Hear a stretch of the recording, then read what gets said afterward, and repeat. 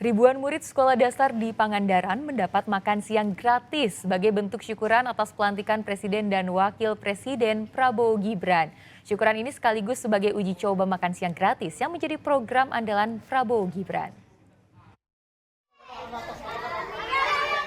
Menikmati makan bergizi di ruang kelas menjadi cara ribuan murid sekolah dasar di Pangandaran merayakan pelantikan Presiden Prabowo Subianto dan Wapres Gibran Rakabuming Raka. Acara makan gratis diselenggarakan di Kecamatan Padaherang dan Kalipupang, Kabupaten Pangandaran. Sebanyak 1.500 paket nasi box disediakan bagi para murid. Menu makanan pun cukup lengkap, terdiri dari nasi, daging ayam, sayuran, buah-buahan, dan susu.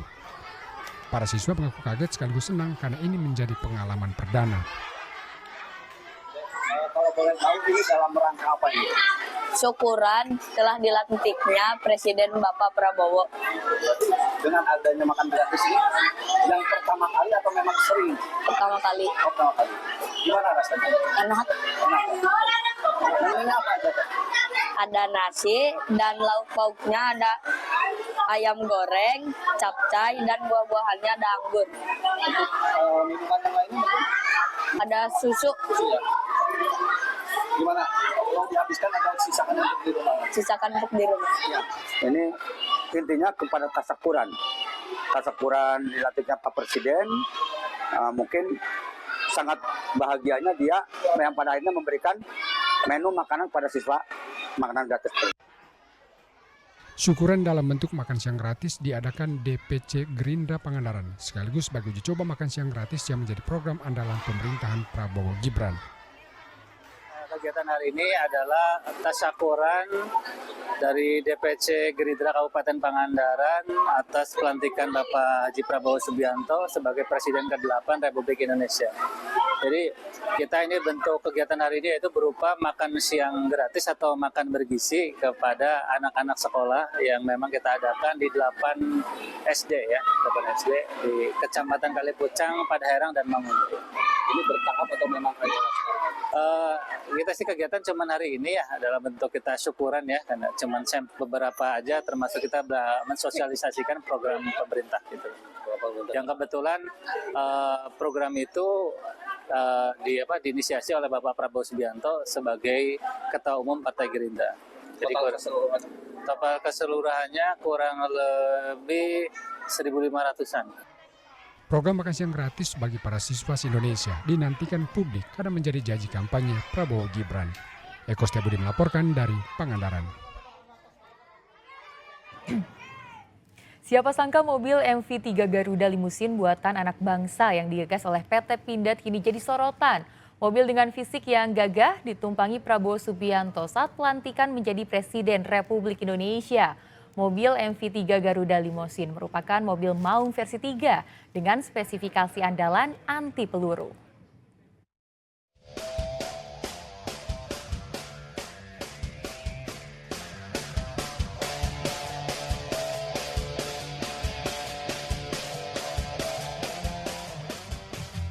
Mobil MV3 Garuda Limousine buatan PT Pindad inilah yang ditumpangi Prabowo Subianto saat menuju ke Istana Negara setelah usai pelantikan. MV3 Garuda Limousine merupakan varian pengembangan terbaru dari mobil MV3 Maung versi 3 yang didesain dan dikembangkan berdasarkan arahan langsung dari Presiden Prabowo Subianto. Maung Garuda memiliki bobot 2,95 ton, dimensi panjang sekitar 5,05 meter, lebar 2,06 meter, tinggi 1,87 meter. Kendaraan ini memiliki daya mesin 202 PS, 199 HP, transmisi AT dengan 8 percepatan, dan memiliki kecepatan maksimum 100 km per jam.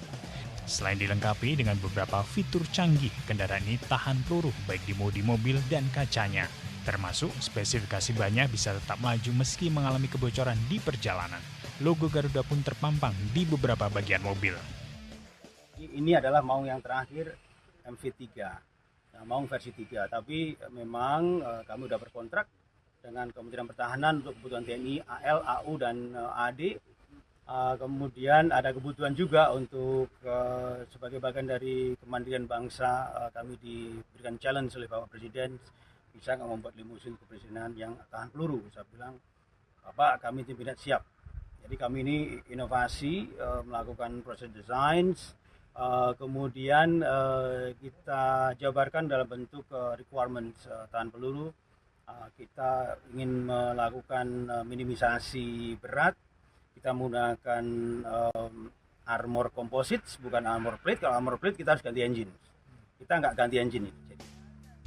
Saat ini, pemerintah mendorong kemandirian industri nasional di bidang otomotif sebagai upaya pengembangan kendaraan taktis militer dan kendaraan sipil secara utuh, mulai dari desain konsep sampai produksi massal. Muhammad Rizal melaporkan dari Kota Bandung.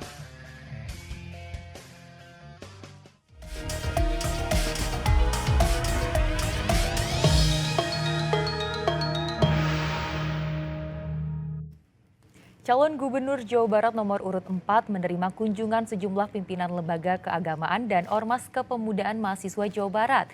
Di waktu yang sama, Deddy Mulyadi juga menanggapi viralnya video saat dirinya diminta untuk menaiki atap mobil Presiden Prabowo Subianto. Sejumlah pimpinan lembaga keagamaan dan kepemudaan mahasiswa dari Provinsi Jawa Barat mendatangi kediaman calon gubernur nomor urut 4 Deddy Mulyadi di Kabupaten Subang.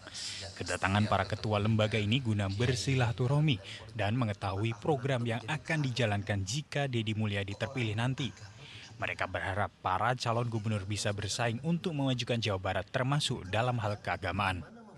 Silaturahmi, kita membangun komunikasi dengan berbagai pihak, terutama karena masa depan Jawa Barat itu masa depan kita semua. Jadi masa depan bukan hanya masa depan para pemimpin, juga masa depan terutama masyarakat Jawa Barat. Jadi kita mendengarkan apa gagasan-gagasannya, apa ini supaya ini menjadi pembelajaran bagi masyarakat mengetahui apa yang ditawarkan oleh para kandidat itu. Cagup Deddy Mulyadi mengaku telah menyiapkan program khusus terkait kemajuan keagamaan jika dirinya nanti terpilih.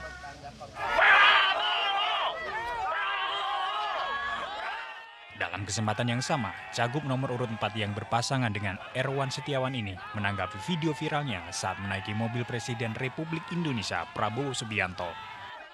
Diakui Deddy, hal tersebut di luar kehendaknya karena secara protokoler tidak dibenarkan dan ia tidak bisa menolak lantaran diminta oleh Presiden Prabowo Subianto. Ketika saya sudah berdiri lagi, tiba-tiba kan bapaknya masih nunjuk tuh sambil senyum dan meminta mobilnya berhenti. Nah, saya tuh makin bingung juga. Setelah itu ternyata saya diminta dipanggil. Nah, ketika dipanggil kan saya bingung, bapak di atas tuh. Ya, bapak meminta saya naik. Ya, aduh, ampun. Saya, ampun deh, buat pos pampres ampun deh. Ampun, buat protokol istana, ampun banget. Saya, aduh, calutak. Naik mobil pertama presiden menungganginya. Mobilnya Garuda kan? Maung Garuda. Viralnya video Deddy Mulyadi menaiki atap mobil presiden terjadi usai pelantikan presiden dan wakil presiden, di mana rombongan kepresidenan sedang dalam perjalanan menuju Istana Negara sambil menyapa warga. Zainal Arifin melaporkan dari Kabupaten Subang.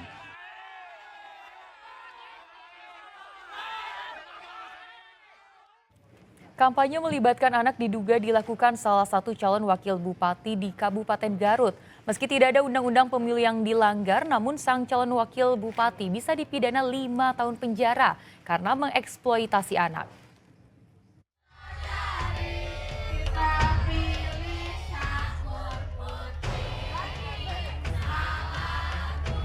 Video kampanye melibatkan anak ini beredar luas di media sosial.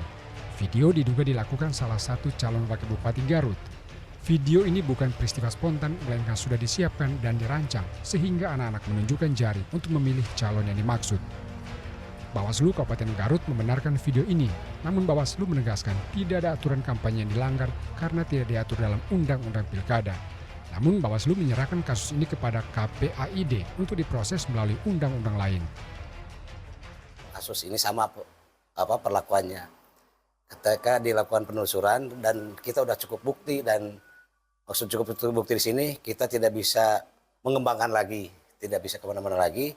Bukti yang ada, ya bukti yang kita peroleh dibicarakan lagi, diplenokan sama pimpinan, dan hasilnya kedua-duanya itu tidak memenuhi dugaan pelanggaran dalam pilkada. Memang tidak diatur juga di Undang-Undang Pilkada, baik ya di Undang-Undang 10 tahun 2016. Proses ini di Bawaslu ini tidak bisa dijadikan temuan karena di dalam Undang-Undang Pilkada tidak diatur. Pihak KPAID menemukan 2 bentuk eksploitasi anak yang dilakukan calon wakil bupati yang sama berinisial P. Eksploitasi anak dilakukan di 2 tempat, yakni di Cikajang dan Cilawu. Temuan ini juga dari hasil kajian terhadap video yang diberikan Bawaslu. Beliau-beliau ini berkunjung ke KPU Kabupaten Tasikmalaya dalam kerangka menyampaikan sebuah rekomendasi terkait dugaan ada 2 momen kampanye di mana di situ terdapat anak-anak. Dan kedatangan Bawaslu Kabupaten Tasik ke sini adalah untuk menyampaikan beberapa hal dalam bentuk tertulis, lebih pasnya mungkin sebuah rekomendasi, dan tentu rekomendasi ini akan kami terima, akan kami pelajari, dan tentu nanti mungkin kami akan plenokan dan hasilnya akan kami umumkan ke masyarakat. Seperti kita ketahui bersama bahwa di dalam Undang-Undang 35 tahun 2014 bahwa anak itu tidak boleh dieksploitasi. Salah satunya adalah eksploitasi politik. Yang dimaksud di sini itu adalah eksploitasi politik itu adalah sebuah kegiatan kampanye yang melibatkan anak, di mana anak itu difungsikan sebagai peran, dan kemudian secara sengaja untuk anak tersebut itu mengajak sesuatu calon untuk ikut anjuran kepada. KPAID masih terus mendalami dugaan eksploitasi anak sehingga pelaku bisa diancam penjara 5 tahun. Eko Setiabudi melaporkan dari Kabupaten Tasikmalaya.